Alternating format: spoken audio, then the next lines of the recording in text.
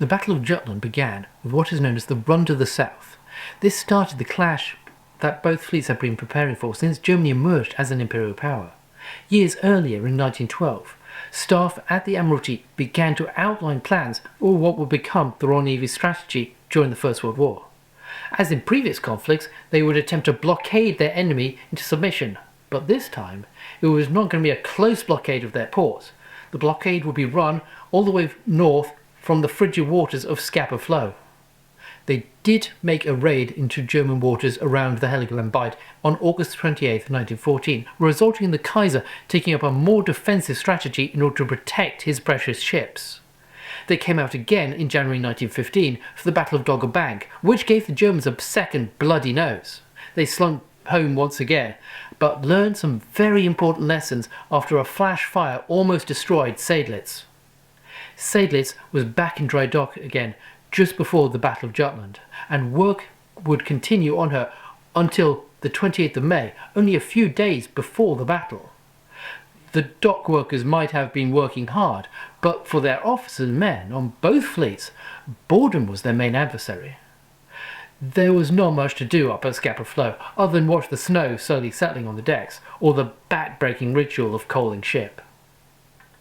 Beatty's squadron was moved to the Firth of Forth to provide a visible reassurance that the Royal Navy was making good on the First Sea Lord's promise that the Germans would not be able to get away with another raid like Scarborough. Every mother's son, and more importantly, every mother's daughter in Edinburgh and Leith, knew exactly where they were. As you can imagine, it was far more popular with the sailors than Scapa.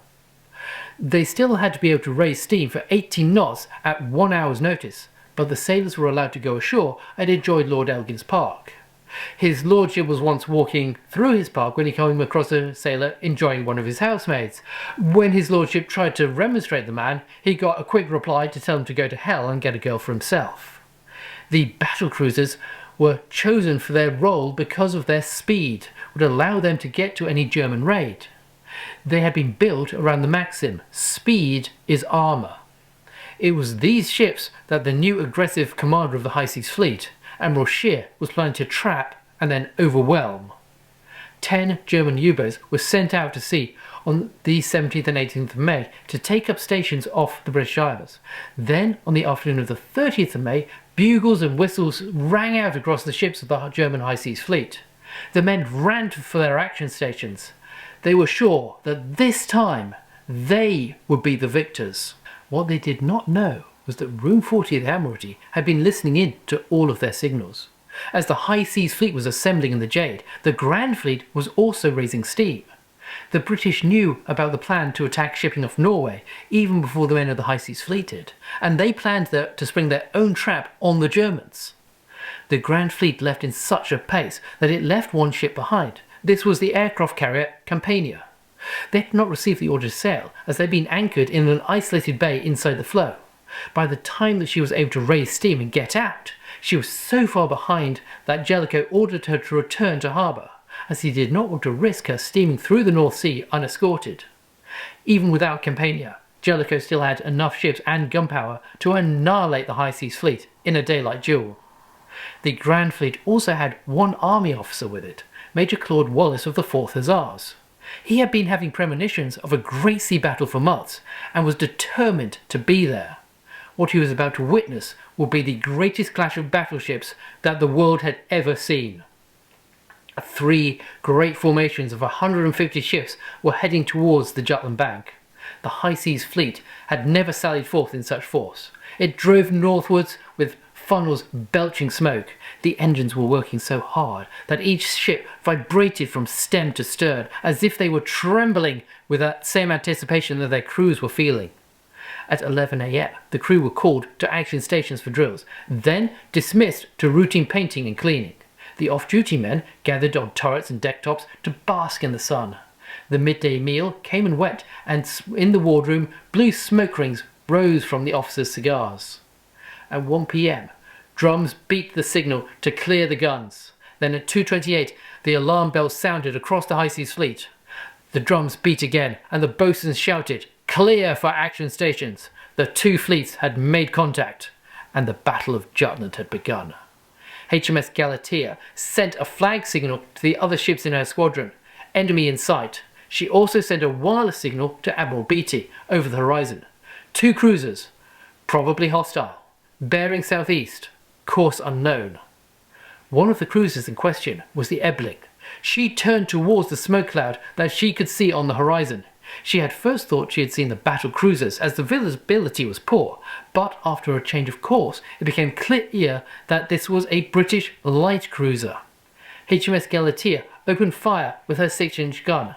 Ebling responded in kind. She hit Galatea square under the bridge. The shell penetrated several decks but did not detonate.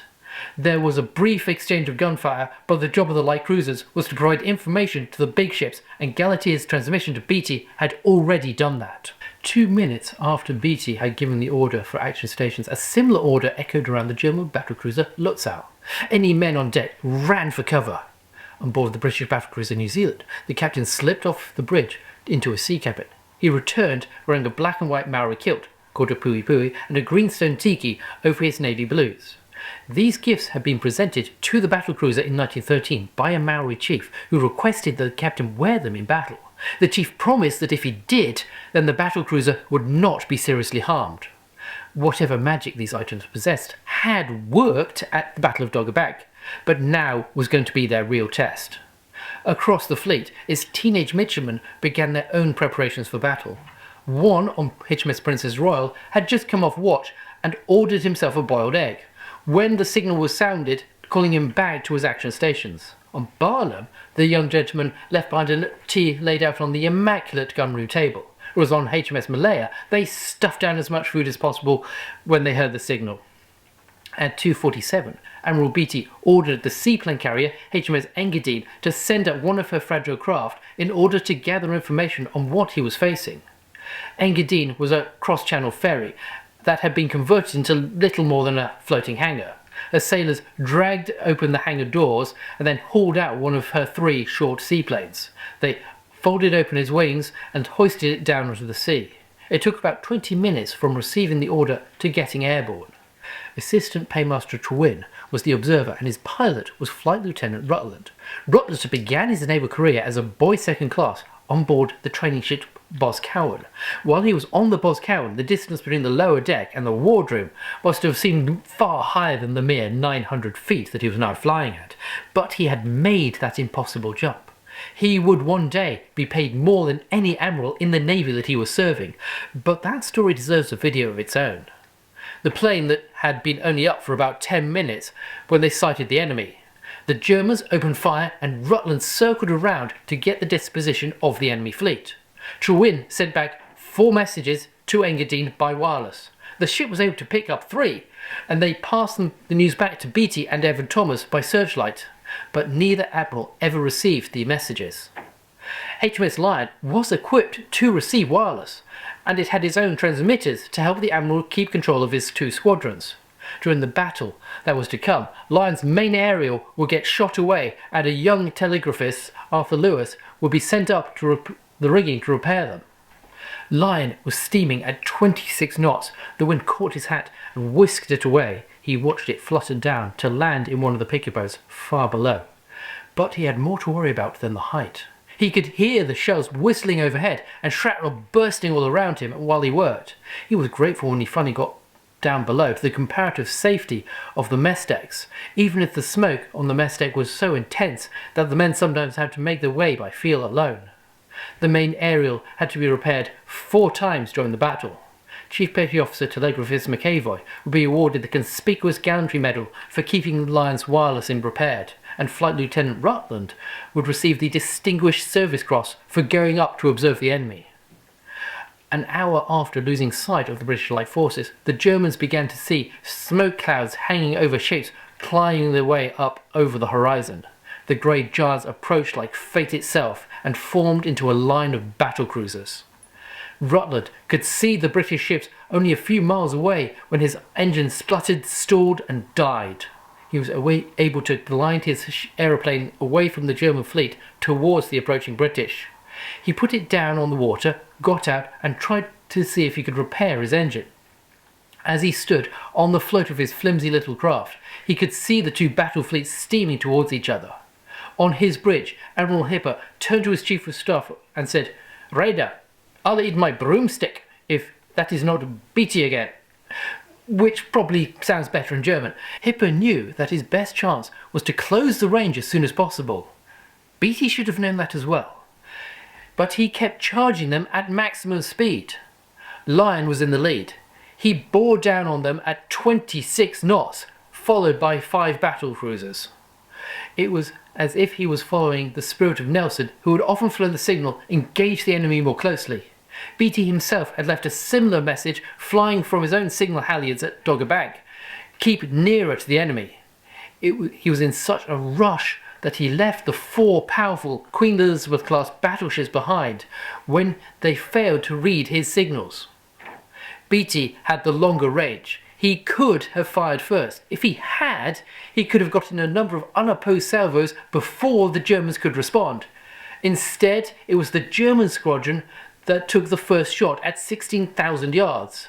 The German gunners could see waterspouts surrounding the British battle cruisers. Their fire soon became effective. Lutzow took on the British flagship Lion, and in 3 minutes she had scored a hit. In the end, it was actually Lion's captain, Ernie Chatfield, who gave the order to open fire rather than his admiral. Once he did, the Germans started to see great gouts of flame spurting from the British guns that were twice as long as the gun barrels themselves. The light cruisers attached to Beatty's force had seen the battle cruisers practicing. The general consensus among the junior officers was that their shooting was rotten. HMS Lion had been fitted with direct fire control after Dogger Bank, but even that couldn't improve her gunnery. So now they were going to find out if there was any truth in Admiral Fisher's aphorism that speed is armour. Hipper gave orders for the fire distribution. Lutzow fired on Lion, Seydlitz on Queen Mary, Moltke on Tiger. Indefatigable was targeted by von der Tann, and Der Flinger fired at Princess Royal. The British ships were driving through a continuous curtain of smoke and spray. This made it difficult for their gunners to see the enemy at all, let alone get their range. A gunnery officer on Der Flinger watched British shells coming towards him. They looked like elongated black spots. They grew bigger and bigger. They crash. Each shell hit the sea and threw up a column of water, stayed a poisonous yellow-green tinge from the explosive. It stayed up for 5 or 10 seconds, then collapsed. An officer on HMS New Zealand said that the feeling was like you were in the crosshairs of a sniper's rifle. They could see their shells flying away and the enemy's shells coming towards them. They made a noise like the rumbling of a distant train and looked like it was coming straight for his eye. Another officer on New Zealand was looking back at HMS Indefatigable as she was hit by 2 shells from von der Tann. Both shells exploded on impact. Then there was a pause. For 30 seconds, nothing happened. Then a snake of fire ran along her gunwale. 2 arms of flames rose from the bulk, and she disappeared into a cloud of dense, dark smoke as she was torn to pieces by the explosion. Her long black gun barrels tumbled through the sky. A 50-foot-long picket boat was blown 200 feet into the air and landed in the sea upside down. This was the first of the explosions that were going to become all too familiar that day. The German shells had torn through the thin armour plating in the armour belt by X-turret and then exploded in the magazine. A massive 1,000 psi pressure wave surged through the ship, collapsing bulkheads and killing the crew. It blew the ship clean in half, the stern section of the wreck settling on the seabed 500 yards away from the bow. There were only 2 survivors. Leading seaman Farmer had been sent up the mast to try and untangle the flags. He was sitting on top of the wireless yards when the ship exploded. He saw the massive 12-inch guns thrown into the air like matchsticks. He was thrown clear of the ship and landed in the water, where he found the only other survivors: able seaman Elliot and the Indefatigable's badly wounded captain. The 2 sailors tried to keep the officer afloat, but he died before they were rescued by a German destroyer. 6 minutes after the destruction of Indefatigable, the first shell hit von der Tann and penetrated the armour belt below the waterline. The impact made the hull vibrate like a tuning fork. bending the ship and damaging the radio antenna between the masts, but she kept her place in the line and kept fighting. Fisher might have believed that speed is armour, but Admiral Tirpitz believed that armour was armour. He had a saying that the first duty of any ship was to stay afloat. The German battlecruisers were, in fact, fast dreadnoughts of limited range, and the only type of vessel the British had that could counter them were the super dreadnoughts of the Queen Elizabeth class. It was at this point that the four grey giants loomed into view. Von der Tann was straddled by 15-inch shells. A neighbouring torpedo boat said that the ship was scarcely visible amongst the shell splashes. The ocean rocked with explosions, and towering columns of water rose around her. Two of her turrets stopped replying to orders from the bridge. A messenger reported that they were full of smoking gas and the magazine had been flooded as a precaution. Another shell damaged her steering gear. A sailor, Carl Mames, was sent down to investigate. What he found was carnage. There was blood everywhere. A young sailor crouched on the floor trying to bandage his arm. Mames tried to help him, but the sailor told him to go upstairs and fight.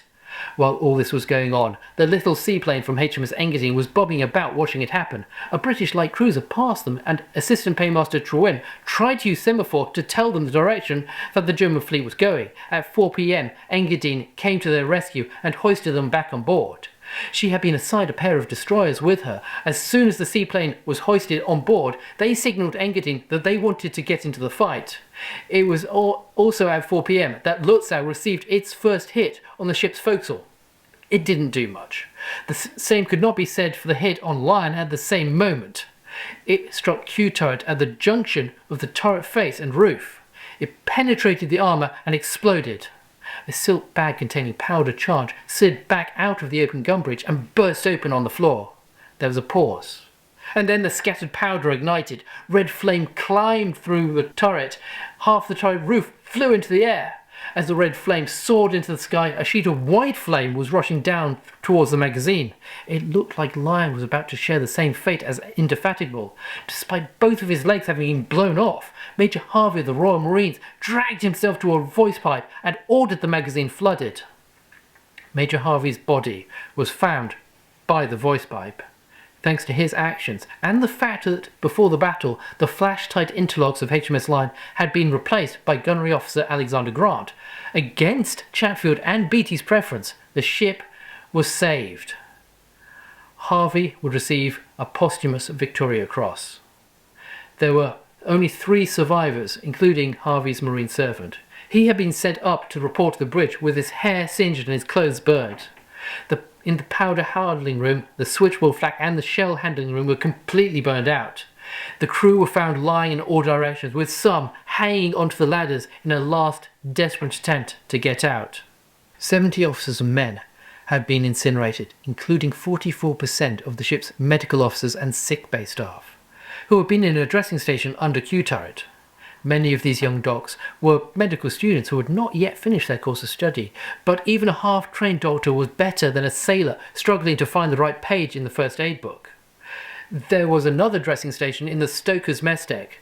Among the wounded taken there was a stoker who had had his leg blown off at the knee. He kept yelling, "Where's my bloody leg?" It turned out he was actually less interested in the leg than the roll of banknotes that were found stuffed into the sock that it was wearing.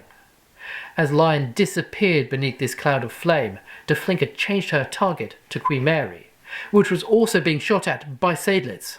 She was soon being straddled with heavy shells. A vivid red flame shot up from her deck, followed by an explosion. Moments later, she was rocked by a second explosion. A black column of smoke reached up into the dull blue sky. According to the captain of Seydlitz, it looked like it was 2,000 feet across and 10,000 feet high. It made the mighty battle cruisers next to it look like mere torpedo boats. If he had looked closely, he might have been able to see men crawling about her on their hands and knees as she started to keel over. Turrets that had been vertical were now horizontal. Men slid down her decks, some being smashed against the railings before they hit the water. HMS Tiger had been 500 yards behind her. The helm was put hard over to starboard. She was travelling at 25 knots, and the manoeuvre caused a mighty battlecruiser to heel over so far that, for a moment, it seemed like she might go over. She was still managed only to clear the remains of Queen Mary by a few feet. Queen Mary sank with her propellers still running. 1,258 people died with her, including all of the officers except 4 midshipmen who were picked up by HMS Laurel. One of them, Midshipman Durant, managed to get all the way back to Rosyth, only to die from his wounds a few hours after landing. Yet another British battlecruiser had fallen to the flash fires caused by the removal of the flash-tight interlocks. Beatty watched her go up and uttered his famous line, "There seems to be something wrong with our bloody ships today." The battle was far from over, and next time I'm going to talk about the clash of the torpedo boats that the Germans called their Sea Cossacks. Please like and subscribe so that the algorithm might show it to you.